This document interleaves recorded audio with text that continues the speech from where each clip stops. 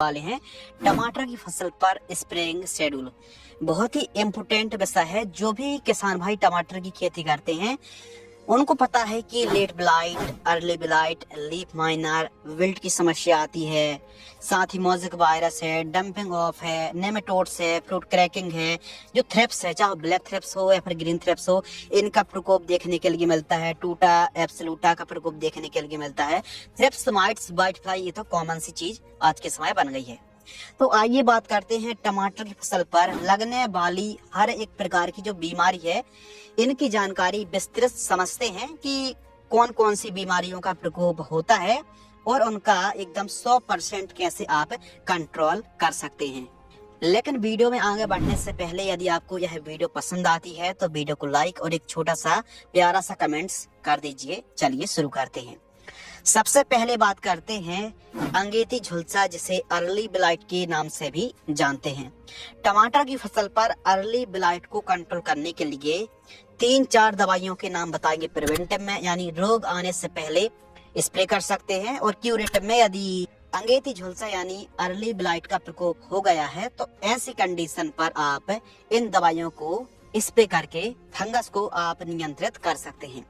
अंगेती झुलसा, early blight अलग अलग नामों से भी दोस्तों टमाटर की फसल पर इसको जाना जाता है, और टमाटर और आलू की फसल पर इसका प्रकोप बहुत ही ज्यादा होता है। यदि हम प्रिवेंटिव की बात करें, रोग आने से पहले आप धानुका कंपनी की कर्सर का स्प्रे कर सकते हैं। सिजेंटा की स्कोर या फिर बायर की फोलिकोर फंगीसाइड का स्प्रे कर सकते हैं। डोज प्रति एकड़ की दर से साझा कर रहे हैं, और जब भी आप स्प्रे करें 150 से 200 लीटर पानी घोल करके मिक्स करके स्प्रे करें। आप साल्ट देख रहे हैं, किसी भी कंपनी की दवाई आप ले सकते हैं जो आपको बेस्ट लगे। दवाइयों के नीचे साल्ट भी दिए गए हैं। साथ ही यदि क्यूरेटिव की बात करें, रोग आने की बात करें, यदि रोग आ चुका है तो फिर ऐसी कंडीशन पर अदामा इंडिया कंपनी की कस्टोडियो है 250 ml, कॉपर ऑक्सीक्लोराइड 400 ग्राम। कॉपर ऑक्सीक्लोराइड को फूल अवस्था में ना चलाएं, ध्यान रखें। साथ ही टिल्ट फंगीसाइड है, पीआई की नेसोडियम फंगीसाइड आती है, तो इनका स्प्रे आप कर सकते हैं। जब रोग आ गया है तब आप इन दवाइयों का स्प्रे कर सकते हैं, और कोई एक दवाई का स्प्रे आप कर सकते हैं। सभी का नहीं, किसी एक का स्प्रे आप कर सकते हैं। इसके साथ ही टमाटर की फसल पर एक और समस्या आती है जिसका नाम है पछेती झुलसा, जिसे हम इंग्लिश पर लेट ब्लाइट के नाम से जानते हैं। लेट ब्लाइट भी काफी इसका प्रकोप होता है, और इसका इतना ज्यादा प्रकोप हो जाता है कि तने के पास, पत्तियों में, फल फूलों में तक इसका प्रकोप देखने के लिए मिलता है। और यह जो लेट ब्लाइट है 100% फसल को चौपट करने की ताकत रखता है।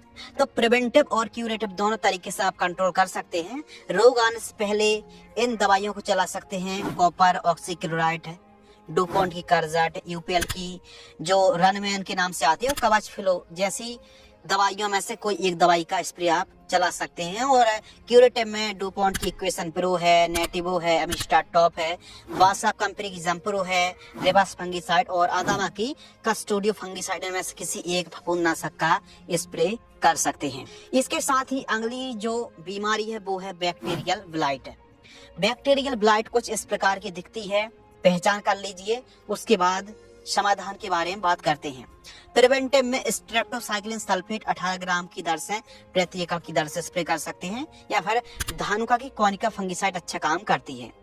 क्यूरेटिव की बात करें तो कॉपर ऑक्सीक्लोराइड 500 ग्राम, या फिर बेलिडामाइसिन है, कासुगामाइसिन जैसी दवाइयों का प्रयोग आप कर सकते हैं। यह एक एंटीबायोटिक है। यह प्रोडक्ट, यह दवाइयां बैक्टीरियल ब्लाइट पर बहुत अच्छा काम करती हैं। इसके साथ ही टमाटर की फसल पर पाउडरी मिल्ड्यूड का प्रकोप हमको देखने के लिए मिलता है।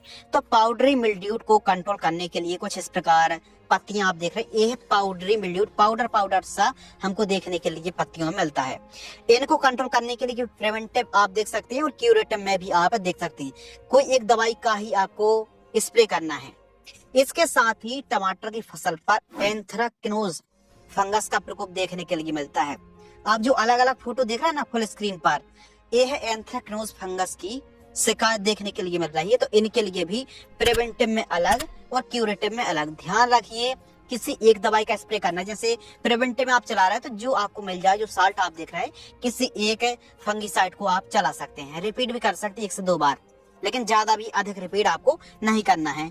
और यदि आपको लग रहा है कि एंथ्रेक्नोज फंगस थोड़ा बहुत प्रकोप हो गया तो क्यूरेटिव में भी कोई एक दवाई का स्प्रे आप कर सकते हैं।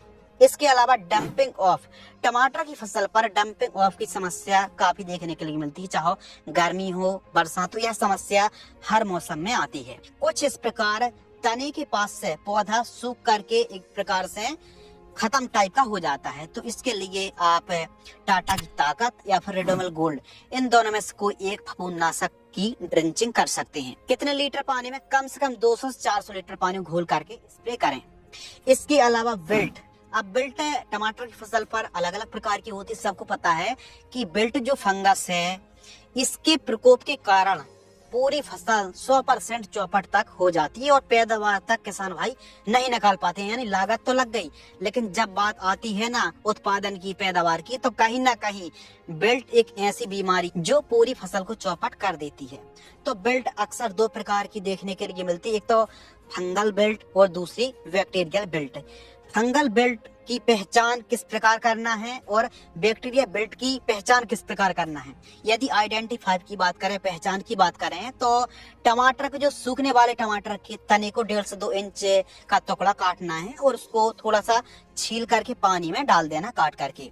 यदि वाइट तरह का लिक्विड पदार्थ निकले तो समझो यह बैक्टीरियल बिल्ट है, और यदि पानी में कांच के गिलास में यह डालने से यदि लिक्विड नहीं निकल रहा तो समझ लीजिए यह फंगल बिल्ट है। फंगल बिल्ट आसानी से कंट्रोल हो जाता है, जबकि बैक्टीरिया बिल्ट को कंट्रोल करने में किसानों के पसीने छूट जाते हैं। यदि फंगल बिल्ट है तो इनमें से कोई एक दवाई की आप ड्रिंचिंग कर सकते हैं। इसके साथ यदि बैक्टीरियल बिल्ट लगा हुआ है तो इसके लिए आप इनमें से जैसे कासुगामाइसिन है, वेलिडामाइसिन है, कॉपर सल्फेट है, इनकी ड्रिंचिंग कर सकते हैं। इसके साथ ही कॉपर ऑक्सीक्लोराइड और थायोफेनेट मिथाइल और कासुगामाइसिन की ड्रिंचिंग करने से भी काफी राहत हमको मिलती है। 200 लीटर पानी घोल करके आप ड्रिंचिंग कर सकते हैं। यदि बैक्टीरिया बिल्ट है तो सबसे पहले तो पानी आपको कंट्रोल में, यानी बहुत ही लिमिटेड मात्रा पानी को चलाना है, एवं रेजिस्टेंस वेराइटियों को आपको लगाना चाहिए, फसल चक्र अपनाना चाहिए, और कॉपर बेस्ड फंगिसाइड या फिर कॉपर बेस्ड न्यूट्रिशन को चलाने से भी फंगस पर काफी राहत देखने के लिए मिलती है। इसके साथ ही माइट्स का प्रकोप होता है, खासकर रेड माइट से या फिर येलो माइट से, तो इनमें से कोई एक कीटनाशक मकड़ी को कंट्रोल करने के लिए आप स्प्रे कर सकते हैं। सफेद मक्खी, व्हाइट फ्लाई है ना दोस्तों, सफेद मच्छर, तो इनको कंट्रोल करने के लिए सबसे पहले तो गेंदे की 2-4 लाइन खेत की चारों साइड लगा सकते हैं।